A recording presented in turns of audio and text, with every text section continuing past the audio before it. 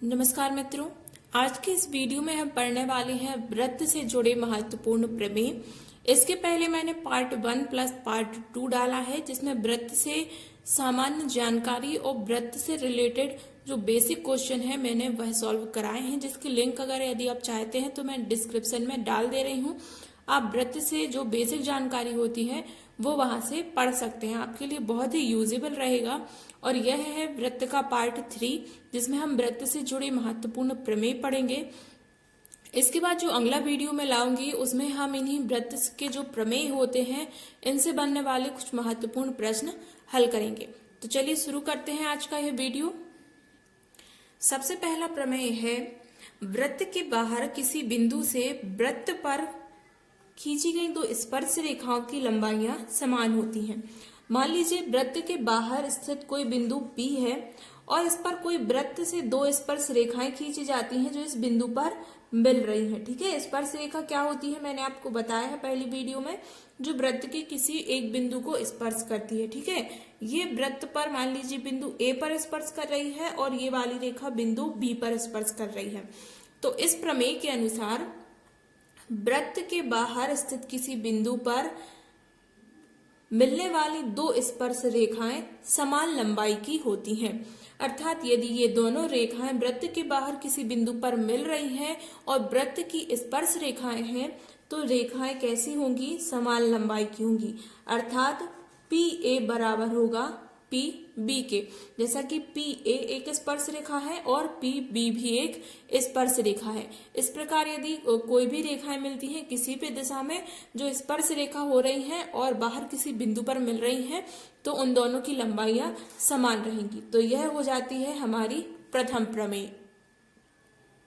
आज का हमारा दूसरा प्रमेय है कि त्रिज्या सदैव स्पर्श रेखा पर लंब होती है। अब देखिए यहाँ पर मान लीजिए यह कोई स्पर्श रेखा जा रही है जिसको हम नाम दे देते हैं AB स्पर्श रेखा। ठीक है, वृत्त का केंद्र है O, तो इससे कोई स्पर्श जो त्रिज्या है ये त्रिज्या स्पर्श रेखा पर हमेशा कैसी होगी? लंब होगी। यानी कि इस तरफ भी 90 अंश का कोण बनेगा और इस तरफ भी कैसा बनेगा? 90 अंश का कोण बनेगा। देखिए ये OP वृत्त की त्रिज्या है, AB वृत्त क्या है? वृत्त पर स्पर्श रेखा है। तो किसी भी वृत्त की जो त्रिज्या होती है वह स्पर्श रेखा पर हमेशा लंब होती है। यानी कि आप कह सकते हैं कि कोण APO यानी कि कोण APO बराबर कितना हो जाएगा? 90 डिग्री, क्योंकि सभी जानते हैं 90 डिग्री यानी कि समकोण। फिर दूसरा भी कह सकते हैं OPB, तो कोण OPB भी कितना होगा? 90 डिग्री। मैं आपको एक बार फिर से बता देती हूँ, किसी भी वृत्त की स्पर्श रेखा किसी भी वृत्त की त्रिज्या स्पर्श रेखा पर लंब होती है। विपरीत भी आप कह सकते हैं कि किसी भी वृत्त की त्रिज्या पर स्पर्श रेखा लंब होती है, क्योंकि दोनों आपस में क्या बना रही हैं? 90 अंश का कोण बना रही हैं, अर्थात दोनों एक दूसरे पर लंब हैं। हमारा आज का अगला प्रमेय है कि केंद्र से जीवा पर बनाया गया लंब जीवा को समद्विभाजित करता है। फिर से सुनिए, केंद्र से जीवा पर बनाया गया लंब जीवा को समद्विभाजित करता है। अब यह मान लीजिए कि O केंद्र है और कोई जीवा है AB है, तो इस पर केंद्र से जीवा पर जो लंब डाला जाता है वो जीवा को क्या करता है? लंब। मान लीजिए O है ये और ये हो गया P, तो OP लंब है। लंब यानी कि आपको पता है 90 अंश का कोण बनेगा। तो केंद्र से जीवा पर डाला गया लंब जीवा को समद्विभाजित करता है, अर्थात जीवा को समान दो भागों में विभाजित करता है। यानी कि AB की जो लंबाई है P उसको क्या कर रहा है? दो बराबर भागों में बांट रहा है। यदि AB की कुल लंबाई 10 सेंटीमीटर है तो AP हो जाएगा 5 सेंटीमीटर और PB हो जाएगा 5 सेंटीमीटर। तो यह प्रमेय के अनुसार यदि क्या है? यदि OP जो OP है वो लंब है, किस पर लंब है? AB पर लंब है, तो क्या होगा? तो AP बराबर हो जाएगा PB के। ओके, ये हो जाती है हमारी महत्वपूर्ण प्रमेय। इसमें कई बार हो जाता है कि त्रिभुज बना दिया जाता है और इस प्रकार त्रिभुज बना देते हैं और फिर जो है पूरी लंबाई दे दी और कर्ण की लंबाई पूछ ली, इस प्रकार से सवाल बन जाते हैं। वो सवाल हम नेक्स्ट वीडियो में करेंगे, अभी तो फिलहाल हम सिर्फ प्रमेय पढ़ रहे हैं। अगला हमारा प्रमेय है, केंद्र से बराबर दूरी पर स्थित जीवाएं बराबर लंबाई की होती हैं।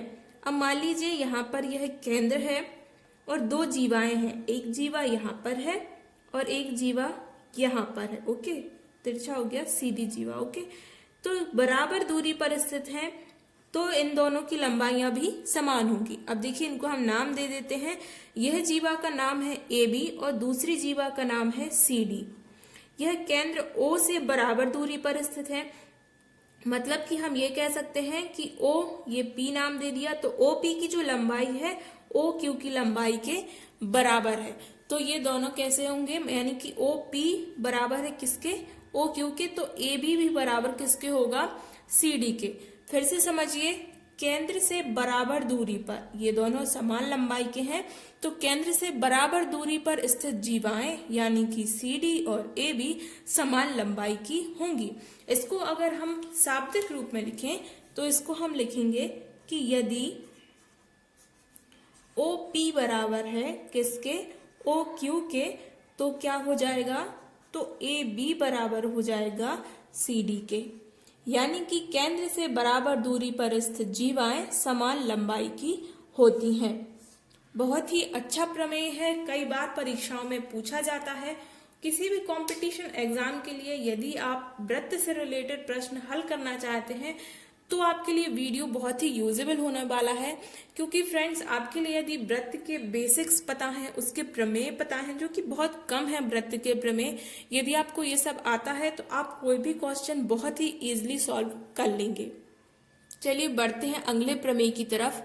अगला प्रमेय है कि वृत्त के किसी चाप द्वारा, वृत्त का कोई चाप है, मान लीजिए यहाँ पर AB कोई वृत्त का चाप है, O वृत्त का केंद्र है, तो वृत्त के किसी चाप द्वारा केंद्र पर बनाया गया कोण, देखिए यहाँ पर केंद्र पर कोण बन रहा है, केंद्र पर बनाया गया कोण उसी चाप द्वारा वृत्त की परिधि पर बनाए गए कोण का दोगुना होता है। मान लीजिए यहाँ पर ये हो गया P, तो यहाँ यदि कोण P थीटा अंश का है तो ये कोण O कितने अंश का होगा, 2 थीटा अंश का होगा। ठीक है, यदि ये कोण 10 है तो ये कितना होगा, 20 होगा। फिर से समझिए प्रमेय, वृत्त के किसी चाप द्वारा, यहाँ पर चाप क्या है, AB चाप है ये पूरा, ठीक है। वृत्त के किसी चाप द्वारा वृत्त के केंद्र पर बनाया गया कोण उसी चाप द्वारा वृत्त की परिधि पर बनाए गए कोण का दोगुना होता है। इस प्रमेय को हम विपरीत भी पढ़ते हैं कि वृत्त के किसी चाप द्वारा परिधि पर बना कोण केंद्र पर बनाए गए कोण का आधा होता है। देखिए इसको हम इस प्रकार लिख सकते हैं कि कोण AOB बराबर 1/2, कोण AOB बराबर हो जाएगा 2 कोण APB, क्योंकि ये कितना है, दोगुना है किसका, APB का, मतलब कि जब APB कोण 2 मिलाएंगे तब कितना बनेगा, एक AOB कोण बनेगा। या फिर इसको हम इस प्रकार लिख सकते हैं कि कोण P बराबर हो जाएगा 1/2 कोण OK। ठीक है, किसी भी प्रकार लिख सकते हैं, आपको बेसिक पता होना चाहिए, थ्योरी पता होना चाहिए कि जो केंद्र पर कोण होता है ये दुगुना होता है किससे, परिधि पर बनाए गए कोण से। चलिए फ्रेंड्स बढ़ते हैं अगले प्रमेय की तरफ। हमारा अगला प्रमेय है कि अर्धवृत्त पर बनाया गया कोण समकोण होता है। देखिए अर्धवृत्त यानी कि आधा वृत्त, और यहाँ पर अगर हम बात करें तो व्यास भी क्या करता है, वृत्त को 2 समान भागों में बांटता है, यानी कि 2 अर्धवृत्तों में बांट देता है। तो यदि वृत्त पर व्यास से कोई कोण बन रहा है तो ये कैसा बनेगा, समकोण बनेगा। ठीक है, चाहे आप यहाँ बना लें चाहे आप यहाँ बना लें, यानी कि इसका बेस यदि जो है व्यास है और इससे कोई कोण बनाया जा रहा है तो इन व्यास के इन दो बिंदुओं को लेकर कोई कोण बनाया जा रहा है परिधि पर, तो ये कोण हमेशा कितने अंश का होगा? 90 अंश का होगा, यानी कि हमेशा समकोण होगा। आप चाहे कहीं भी इसको बना लें, ये हमेशा कैसा बनेगा? समकोण ही बनेगा। चाहे तो आप नाप के भी देख सकते हैं, ठीक है। कहीं भी आप कोण बना लें, ये कितने अंश का बनेगा? 90 अंश का बनेगा। इसी को आप अर्धवृत्त में भी लागू कर सकते हैं कि अर्धवृत्त के अंदर बनने वाला कोण सदैव 90 अंश का होता है, ठीक है। अर्धवृत्त पर बनने वाला कोण सदैव 90 अंश का होता है। चलिए फ्रेंड्स, बढ़ते हैं अगले प्रमेय की तरफ। उसके पहले यदि आप चैनल पर पहली बार आए हैं और आपको हमारा ये वीडियो अच्छा भी लग रहा है तो इस वीडियो को लाइक कीजिए, इस चैनल को सब्सक्राइब कीजिए और ये वीडियो अपने दोस्तों के साथ शेयर करना मत भूलिए। चलिए अब अगले प्रमेय की तरफ बढ़ते हैं। तो यहाँ पर प्रमेय है कि वृत्त से होकर जाने वाला कोई रेखाखंड या रेखा, ठीक है, वृत्त के स्पर्श रेखा से किसी बिंदु पर मिल रही है, ठीक है।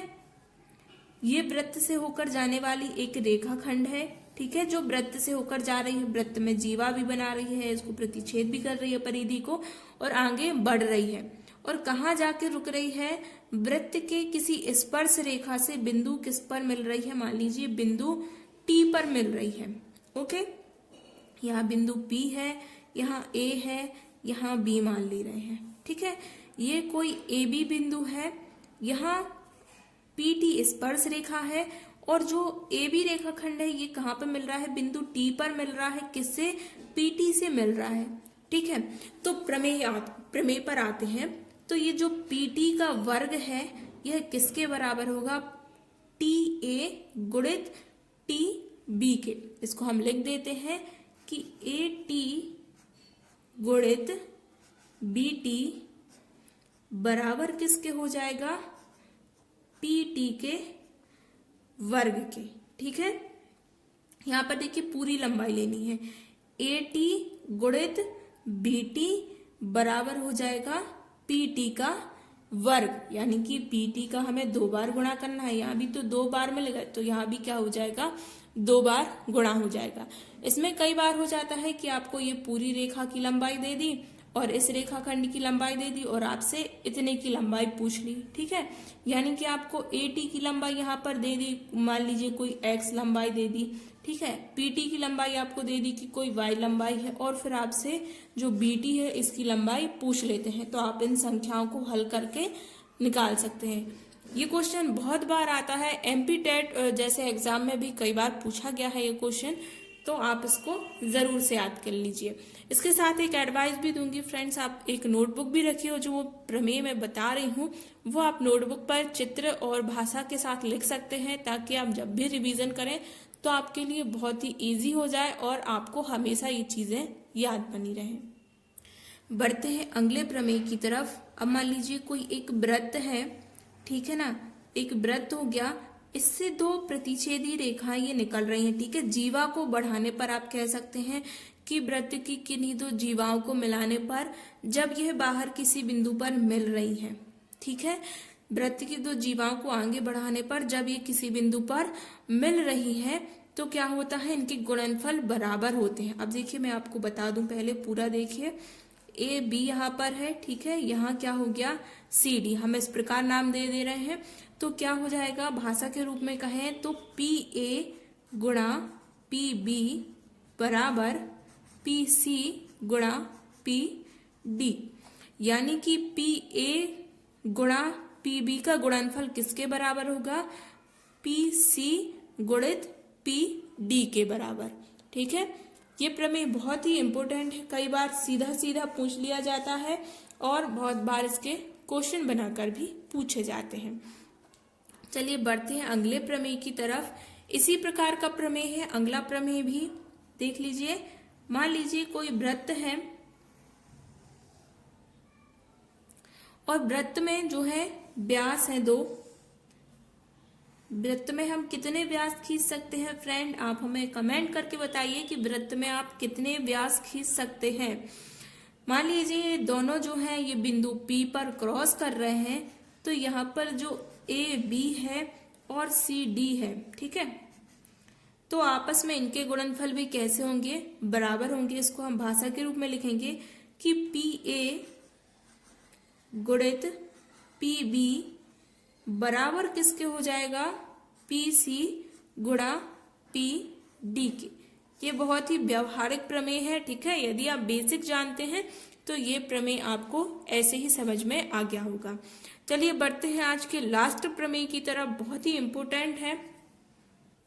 देखिए अगला प्रमेय इस प्रकार से है कि मान लीजिए कोई वृत्त है, वृत्त से होकर कोई स्पर्श रेखा जा रही है, ठीक है। स्पर्श रेखा का नाम हम कुछ भी दे सकते हैं, ठीक है। ये कोई स्पर्श रेखा जा रही है, स्पर्श रेखा का नाम हमने दे दिया EC स्पर्श रेखा है, और ये यहाँ पर बिंदु P पर वृत्त को प्रतिच्छेद कर रही है, यानी कि वृत्त से मिल रही है, सॉरी, ठीक है, प्रतिच्छेद नहीं कर रही, वृत्त पर P बिंदु पर मिल रही है। अब इसी P बिंदु से एक जो है जीवा भी जा रही है, ठीक है। P बिंदु से एक इस प्रकार से कोई जीवा भी जा रही है, इसका कोण कोई निश्चित नहीं है कि ये लंब नहीं है, ठीक है। मैंने ये कहीं नहीं कहा कि ये लंब है, सिर्फ एक जीवा जा रही है जो कितने भी एंगल की हो सकती है, ठीक है। अब यह जो जीवा है ये वृत्त के दो चाप बांट रही है, ठीक है। तो दोनों वृत्त खंडों पर क्या कर रही है, त्रिभुज बना रही है इस प्रकार से, ठीक है। ये एक इस प्रकार त्रिभुज बना दिया, और एक ये इस तरफ भी इसने क्या किया, कोण बना दिया, जिससे क्या बन रहा है, त्रिभुज बन जा रहा है, ठीक है। इस प्रकार यहां भी बनाया है और इस तरफ भी बना दिया। अपने इस जीवा ने जो वृत्त को दो भागों में बांटा तो दोनों तरफ क्या किया, कोण बना दिया। तो अब आते हैं हम प्रमेय पर। क्या होता है, ये देखिए कोण P, इसको हम सबसे पहले नाम दे रहे हैं। ये हो गया, सॉरी, ये हो गया B, ये हो गया A, ये हो गया D, ठीक है। और यहाँ पर केंद्र से हमें कोई लेना देना नहीं है कि केंद्र कहाँ पर है। अब देखिए जो कोण E, P और B है, ठीक है, कोण E, P, B है, इस कोण की माप कोण D के बराबर होती है, ठीक है ना। कोण E, P, B है, इस पूरे कोण की माप किसके बराबर होगी, कोण D के। देखो ये जो जीवा बना रही है, ठीक है, यहां से इसके बराबर होगी, सॉरी, ओके, A, P और B के। सॉरी गलती हो गया, मैं यहां से बता दिया, यहां से होता है A, P, E के बराबर, ठीक है। A, P, E के बराबर होता है कौन सा कोण, A, D, P। और वहीं अगर हम दूसरी तरफ बात करें तो जो कोण A, P, C है, A, P, C यानी कि यह वाला कोण है, ये किसके बराबर होगा, कोण B के बराबर होगा। यह सीधा सीधा प्रमेय है।